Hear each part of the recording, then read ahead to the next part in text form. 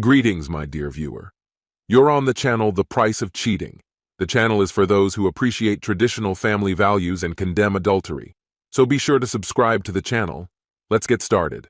I found myself in the township, much like countless others who had no say in the matter. My life had unraveled in a way I never could have imagined, all because my wife had decided she'd had enough. The kids, naturally, stood by her. In that moment, I was cast out, an outsider in my own home. And truth be told, I couldn't blame them. Reflecting on my actions, I recognized that I had strayed far from the values of a traditional marriage. We had drifted apart, two ships lost at sea, and rather than face the reality of our growing distance, I had succumbed to infidelity. That reckless choice unleashed a whirlwind of consequences I was ill-prepared to confront. In the blink of an eye, my family had turned away from me. I found myself exiled from the home I had once cherished. My professional life crumbled as I faced the harsh reality of being fired. In today's unforgiving job market, the prospect of finding another position felt like a distant dream. I was left with nothing but the clothes on my back and a single box of my belongings. The town was a bleak space lined with makeshift tents, a refuge for those who, like me, had seen their lives turn to chaos. Once a hopeful community designed for single-family homes, it had fallen victim to the economic downturn that left dreams unfulfilled. As developers shuttered their projects, a crisis unfolded, leaving people adrift and desperate. Tent cities began to emerge, seemingly overnight, as the need for shelter grew. In the midst of this turmoil, charitable organizations sprang into action, striving to establish a semblance of order and hope in a landscape marked by despair. Here, in this forgotten corner of the world, I would have to forge a new existence amidst the echoes of my past. The local government, short of funds, stood aside, powerless and silent, and the protests of residents of nearby settlements echoed in the air like a distant echo. When I finally reached a town 10 miles from my hometown, I found myself ill-prepared for the adventure ahead. Instead of a sturdy tent, I carried with me a relic box that I pulled out of a dumpster behind the mall, and its original contents remained a mystery to me. The box was long and rectangular, resembling a coffin, and although it barely contained my height, I could curl up in it like an origami man. It's better than nothing, I told myself, although in fact, I felt completely out of place. There was a large homemade sign made from a forklift pallet at the main entrance to the camp. "Welcome to the village," read a sign decorated with fancy hand-painted flowers that seemed to whisper the promise of warmth. Spread over an area of at least 50 acres, the camp was a surprisingly vibrant tapestry of life. For a gathering of lost souls and wanderers, it was surprisingly organized. Tents, boxes, huts, shacks, and even old cars were strategically placed, creating a strange sense of community. As I made my way through the maze in search of a place that could be called my own, I was struck by the vibrant activity around me. To my surprise, many of the residents were smiling, their laughter mixed with the crackle of bonfires and the alluring aroma of fried meat in the air. Generators hummed in the background, powering lights and various utilities, creating a strange contrast to the harsh surroundings. Instead of the gloomy picture I was preparing for, something like a third-world slum, I was faced with a surprisingly clean and welcoming atmosphere. And yet, despite the camaraderie, I couldn't shake my wariness. After all, I've heard rumors about dark stories related to this place. I kept my distance from everyone, opting for a simple smile and a nod as my only forms of interaction. Perhaps my perspective would shift once I took in more of my surroundings. As the sun dipped below the horizon, I stumbled upon Shady Alley, as the crooked sign declared, a path winding into the woods that felt eerily serene compared to the bustling camp. Perfect. I was out of my element and had no desire to stir up any trouble. What I craved was a quiet refuge away from the throngs of people. Not far down the lane, I discovered an inviting spot and set up my makeshift shelter. Nearby, a small blue tent stood, with a fire crackling softly in front of it. The atmosphere was tranquil, a welcome contrast to the chaos of the day. I felt utterly drained, physically, mentally, and emotionally. Plans? I had none. My once predictable life had been turned upside down, and it felt like I was wandering through a bizarre dreamscape. All I could do was pray that this wouldn't devolve into a nightmare. I lay down in my cardboard sanctuary, pulling the flaps closed, desperate for some much-needed rest. If fate allowed me, I would keep to myself. I was resolved to make that work. Then, from the adjacent tent, I heard two voices. A male voice murmured low, incomprehensible words, while a softer female voice responded in a gentle cadence. As their conversation grew more intense, passion seeped into their tones, and it quickly became clear what was unfolding between them. The sounds surged, too compelling to ignore. Grunts, moans, playful slaps, and gasps filled the air, leaving me both bewildered and oddly exhilarated. How were they managing all of this in such a tiny space? It made me think back to my own dry spell. Had it been 2 months? 3? The longing I felt stirred within me, a reminder of what I had been missing. Excitement shot through me like electricity. The primal energy of these voices was completely intoxicating.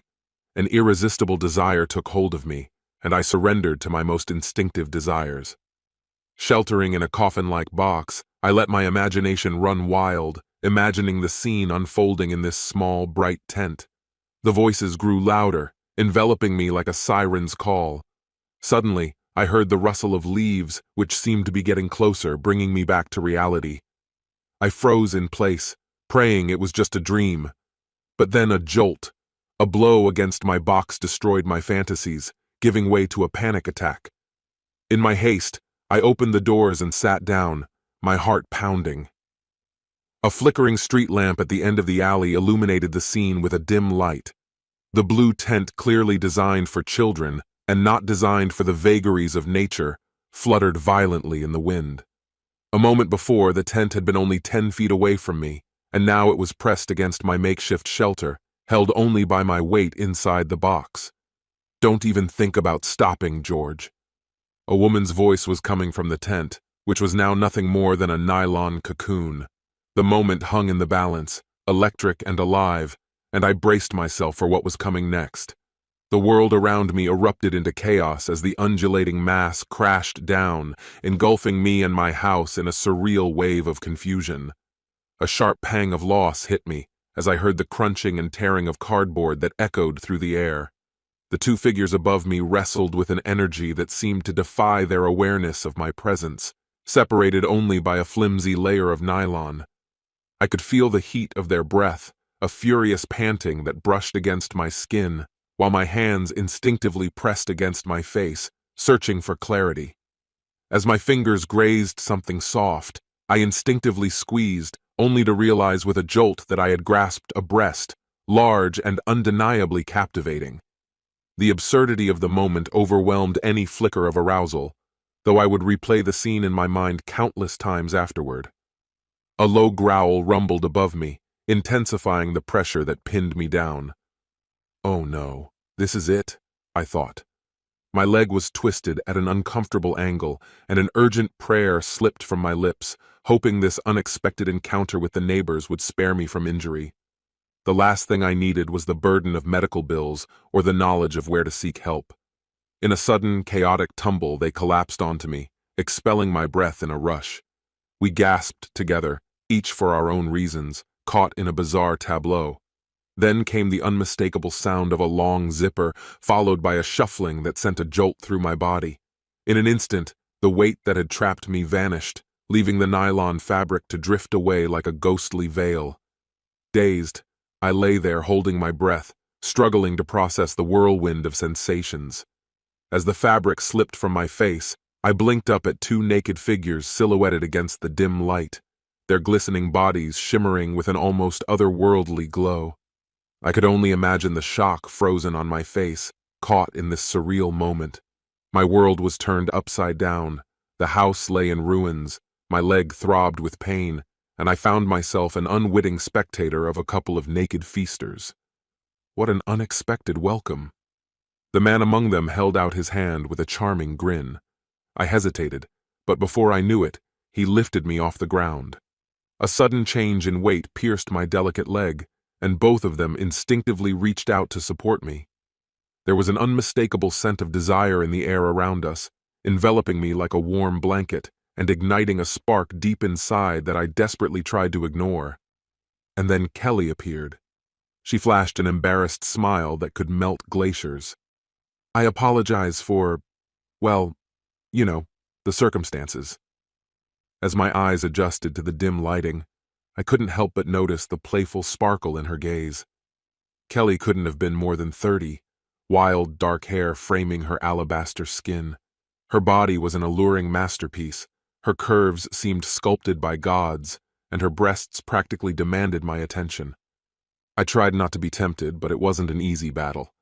Then George appeared, a man in his 50s with salt and pepper hair and a wiry figure that suggested he had seen a lot of adventures in his lifetime. His accent was deep and attractive, and although he was a few inches shorter than me, he exuded a strong presence. "It looks like your house has been damaged," he said, nodding encouragingly. "Don't worry, we'll sort it out."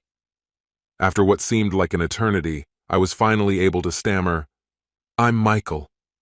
My gaze returned to the wreckage of my once cozy cabin, to the remnants of my life scattered like forgotten dreams. "He gets carried away sometimes," Kelly said, annoyance and humor mixed in her tone. "When George claims that he will fix everything, you can trust him." Nodding, Kelly held out my hand. "You can stay with us tonight." "It's going to be a little cramped, though," George added with a cheeky wink. While Kelly was crouching down to get tent poles from the chaotic storage, I couldn't help but admire her. The faint glow of a distant street lamp illuminated her figure, making her silhouette sparkle seductively. George seemed to catch my wandering gaze and came closer, putting his arm around my shoulders. My heart was pounding wildly, caught between the desire to escape and the thrill of the moment. "I'm sorry," I stammered, choosing my words. "I didn't mean to." George interrupted me, a note of comradely concern in his voice. "Michael, you have no idea. She's one of the best I've ever had, and trust me, I've had a lot of them." He laughed heartily, slapping me on the back, and I was grateful for the shadow that hid the embarrassment creeping across my cheeks. "You're lucky, my friend. You can have it too. Just say the word." George leaned towards him, a conspiratorial gleam in his eyes. "I can tell she likes you." My face felt like it was on fire. Of course he was joking. It was a village where people were not always distinguished by sophistication. The humor here was often crude and unfiltered, so I heard.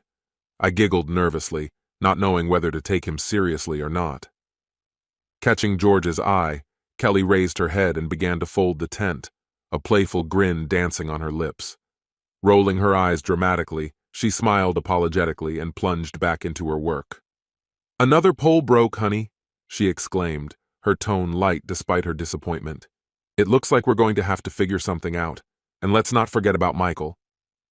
"Let's assess the damage," George suggested, glancing around my chaotic living room and wrinkling his nose in disgust. "No one is going to stay here like this." He looked me up and down carefully, disbelief written all over his face. "Seriously, how did you even fit in here?" I giggled, my cheeks burning. "It wasn't really a walk in the park." After what seemed like an eternity, George and Kelly finally changed into something more comfortable, and a wave of relief washed over me. George began to build a fire. The crackling flames promised warmth and comfort. They insisted that I take their tent for the night, and although they were quite happy sleeping under the stars, I couldn't refuse their offer. "It's the least we can do, considering everything," George said with a shrug, and having no other options, I agreed. There was tension in the air, reminiscent of the chaotic events of the night. I found a quiet corner, curled up, pulled off my shorts, hugged myself and squeezed my eyes shut. Images of Kelly's stunning figure flashed through my mind, her silhouette shining under the light of a street lamp, and I couldn't get rid of the intoxicating mixture of desire and insecurity that gripped me. George was not mistaken when he spoke about her attractiveness. Her figure was a masterpiece and alluring, a vision of perfection that seemed almost otherworldly. Even in this modest village, he found a gold mine. I can still picture her leaning over this very tent, her skin glistening with sweat and something even more intoxicating, a vivid memory etched in my mind. Suddenly, A sly grin flashed through my thoughts, causing a rush of bliss. As if she were next to me, her voice whispered sultrily in my ear, separated only by a fragile nylon barrier. "He's right, you know," she muttered, mischief in her tone. "Just say it." George was not mistaken when he talked about her attractiveness. Her figure was a masterpiece and alluring, a vision of perfection that seemed almost otherworldly. Even in this modest village, he found a gold mine. I can still picture her leaning over this very tent, her skin glistening with sweat, and something even more intoxicating, a vivid memory etched in my memory. Suddenly, a sly grin flashed through my thoughts, causing a rush of bliss. As if she were next to me, her voice whispered sultrily in my ear, separated only by a fragile nylon barrier. "He's right, you know," she muttered, mischief in her tone. "Just say it." I had no idea that my life would turn around so abruptly. Kelly turned out to be a very alluring woman. I really felt happy with her. As it turned out later, she met George a year ago. He was as homeless as I was. A couple of times a year, Kelly spent time with George in his tent just for something unusual. In fact, Kelly was the daughter of a wealthy businessman, which surprised me. She liked to change her lifestyle abruptly for a couple of days a year. It made her realize how great everything was for her. Kelly and I spent 3 unforgettable nights, after which we fell in love with each other. On the 4th day, Kelly and I went to meet her parents. That's the kind of roller coaster that happened in my life. This concludes the story. If you like it, then put your powerful like and subscribe to the channel.